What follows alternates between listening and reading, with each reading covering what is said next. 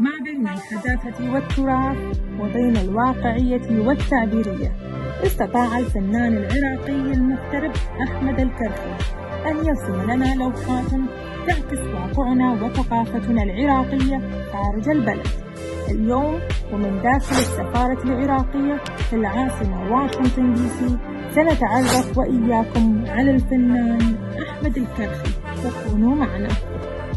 دعونا نرحب ونلتقي بالاستاذ الفنان الجميل الراقي الاستاذ احمد الكرخي. كيف الصحه؟ اهلا وسهلا، شرفت بحضوركم، ان شاء الله يعجبكم المعرض. شنو هذا الابداع اليوم بداخل السفاره العراقيه بواشنطن دي سي؟ ما شاء الله تبارك الرحمن، يعني اللوحات الفنيه والرسومات والالوان يعني بيها طابع جدا جميل، والالوان اللي نستخدمها. بدايه حديثنا خلينا نتعرف على حضرتك، من هو استاذ احمد الكرخي؟ انا فنان تشكيلي عراقي، خريج جامعه بغداد كليه الفنون الجميله، وأسكن يعني صار فترة طويلة أعيش في الولايات المتحدة، وهمي الوحيد هو تغيير صورة الأمريكان عن العراق والشرق الأوسط بأنه بلد ما بي غير بس التخلف والقتال، يعني ولو شيء بسيط، لأن أنا يعني ما أقدر أسوي إيدي واحدة ما أصفق، بس هالمجموعة البسيطة اللي دا أعكس لهم صورة الجمال موجود ببلدنا، يعني أعتبر فد شيء أنا قدرت أسويه. ما هو مصدر القوة اللي يستمد من عندها أستاذ أحمد لإتمام مسيرته الفنية هنا في أمريكا؟ أولاً وأخيراً هي فضل الله سبحانه وتعالى وجهود الأصدقاء والخيرين اللي دائماً واقفين بجانبي، وأشكر السفير والمدير يعني إدارة مكتب السفارة في واشنطن على الجهود اللي قدموها لإنجاح هذا المعرض.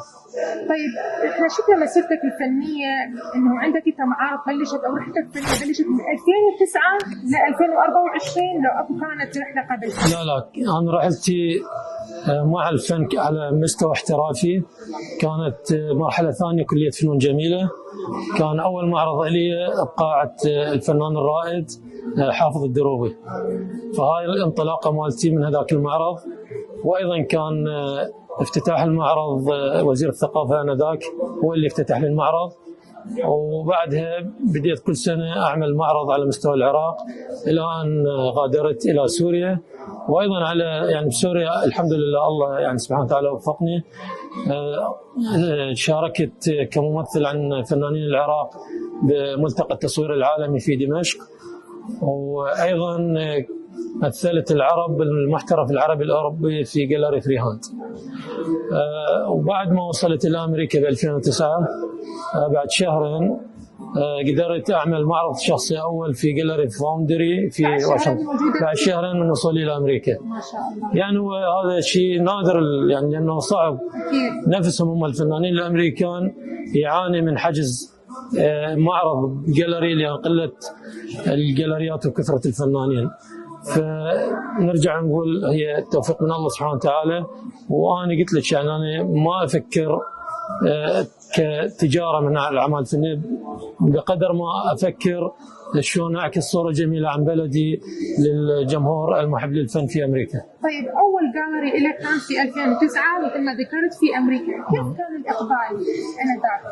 يعني هو تقدرين تعتبرين كبداية منطلق جميل، لأنه معرضك الأول ببلد جديد ما حد يعرفك به سلاح ذو حدين، يا أما تصعد للقمة يا أما تنتهي. فحبوا الشغل وحبوا الأشياء اللي هم ما متعودين عليها، لأن الأمريكان يشتغلون على ما بعد الحداثة